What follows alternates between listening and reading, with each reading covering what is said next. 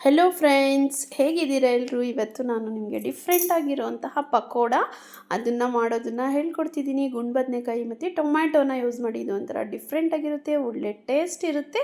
ನೀವು ಕೂಡ ಮನೆಯಲ್ಲಿ ಟ್ರೈ ಮಾಡಿ ಅಂತ ಹೇಳ್ತಾ ವಿಡಿಯೋನ ಸ್ಟಾರ್ಟ್ ಮಾಡೋಣ. ನೋಡ್ಕೊಂಡು ಬರೋಣ. ನೋಡಿ, ಒಂದು ಟೊಮ್ಯಾಟೋನ ನಾನು ಕಟ್ ಮಾಡಿ ಹಾಕಿದ್ದೀನಿ, ಒಂದು ಬದನೆಕಾಯಿನ ಹಾಕಿದ್ದೀನಿ, ಒಂದು 4 ಹಸಿಮೆಣಸಿಕಾಯಿ, ಸ್ವಲ್ಪ ಬೆಳ್ಳುಳ್ಳಿ, ಅದನ್ನೆಲ್ಲ ಬೇಯಿಸಿ ಫಸ್ಟ್ ನಮಗೆ ಇದ್ರದ್ದು ಸಿಪ್ಪೆ ಅವಶ್ಯಕತೆ ಇಲ್ಲ, ಆ ಸಿಪ್ಪೆನ ತೆಗೆದುಬಿಡೋಣ.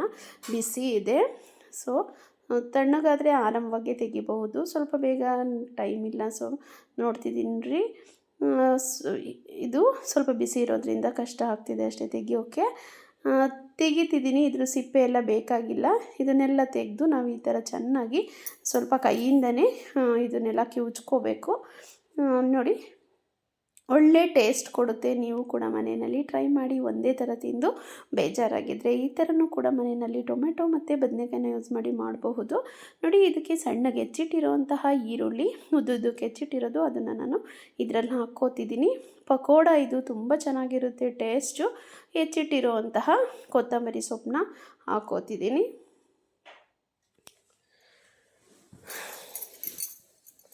ನೋಡಿ, ಸ್ವಲ್ಪ ಅಜ್ವಾಯಿನವನ್ನು ನಾನು ಹಾಕ್ತಿದ್ದೀನಿ. ಇದರಲ್ಲಿ ಒಳ್ಳೆ ಟೇಸ್ಟ್ ಕೊಡುತ್ತೆ, ಒಂಥರ ಸ್ಮೆಲ್ ಚೆನ್ನಾಗಿರುತ್ತೆ ಪಕೋಡದಲ್ಲಿ. ಹಾಗಾಗಿ ಸ್ವಲ್ಪ ಅಜ್ವಾಯಿನ, ಸ್ವಲ್ಪ ಅರಿಶಿನ ಪೌಡ್ರು ಹಾಕಿದ್ದೀನಿ.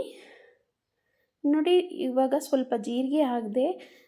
ನೋಡಿ, ನೀವು ಕೂಡ ಇದನ್ನು ಹೇಗಪ್ಪ ಅಂತಂದರೆ ಒಂಥರ ಒಂದೇ ಥರ ತಿಂದಿರ್ತಾರೆ. ಯಾರಾದರೂ ಬಂದಾಗಿರ್ಬೋದು ಅಥವಾ ಮಕ್ಕಳಿಗಾಗಿರ್ಬೋದು ಮನೆಯಲ್ಲಿ ಡಿಫ್ರೆಂಟಾಗಿ ಮಾಡೋದು. ಸ್ವಲ್ಪ ಹಚ್ಚ ಖಾರ ಪುಡಿ ಹಾಕಿ ಸ್ವಲ್ಪ ಕಡಲೆ ಹಿಟ್ಟನ್ನ ಅದಕ್ಕೆ ಹಾಕ್ತಿದ್ದೀನಿ. ಕಡಲೆ ಹಿಟ್ಟು ನಮಗೆ ಎಷ್ಟು ಬೇಕೋ ಅಷ್ಟು, ಎಷ್ಟು ಜನ ಇರ್ತಾರೋ ಅಷ್ಟು ಜನಕ್ಕೆ ನಾವು ನೋಡ್ಕೊಂಡು ಹಾಕೊಳ್ಳೋಣ. ಈಗ 1-1.5 ಸ್ಪೂನಷ್ಟು ಅಕ್ಕಿ ಹಿಟ್ಟನ್ನ ಹಾಕೋತಿದ್ದೀನಿ. ಸ್ವಲ್ಪ ಕ್ರಿಸ್ಪಿ ಆಗಬೇಕಂದ್ರೆ ಅಕ್ಕಿ ಹಿಟ್ಟನ್ನ ನಾವು ಯೂಸ್ ಮಾಡಬೇಕು.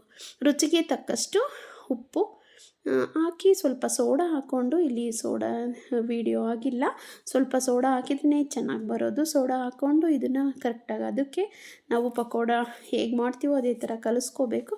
ಕಲಿಸ್ಕೊಂಡು ನೋಡಿ, ಪಾನಲ್ಲಿ ಎಣ್ಣೆ ಕಾದು ರೆಡಿ ಇದೆ. ಇದಕ್ಕೆ ಈಗ ನಾನು ಹಾಕೋತಿದ್ದೀನಿ ಈ ಪಕೋಡನ. ಒಳ್ಳೆ ಟೇಸ್ಟ್ ಇತ್ತು ಫ್ರೆಂಡ್ಸ್. ನೀವು ಕೂಡ ಮನೆಯಲ್ಲಿ ಟ್ರೈ ಮಾಡಿ ನನಗೆ ಟೇಸ್ಟ್ನ ಕಾಮೆಂಟ್ ಬಾಕ್ಸಲ್ಲಿ ತಿಳಿಸಿ.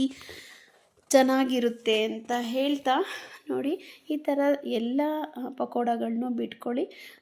ಎಣ್ಣೆ ಕಾಯಿಲಿ, ಡೀಪ್ ಫ್ರೈಯೇ ಆಗಬೇಕಿದು. ಇದನ್ನೆಲ್ಲ ತಿರುಗಿಸಿ ಚೆನ್ನಾಗಿ ಬೇಯಿಸ್ಕೋಬೇಕಾಗುತ್ತೆ. ಬೇಯ್ತಿದೆ. ಈಗ ಎಲ್ಲನೂ ತಿರುಗಿಸಿ ಸ್ವಲ್ಪ 5 ನಿಮಿಷ ನಾವು ಬೇಯಿಸ್ಕೊಂಡು ಒಂದು ಪ್ಲೇಟಲ್ಲಿ ಸರ್ವ್ ಮಾಡ್ಕೊಂಡಿದ್ದೀನಿ. ನೋಡಿ, ಈಗ ಒಳ್ಳೆ ಟೇಸ್ಟಿಯಾಗಿರುವಂತಹ ಗರಿಯಾಗಿರುವಂತಹ ಬದನೆಕಾಯಿ ಟೊಮ್ಯಾಟೊ ಪಕೋಡ ರೆಡಿಯಾಗಿದೆ.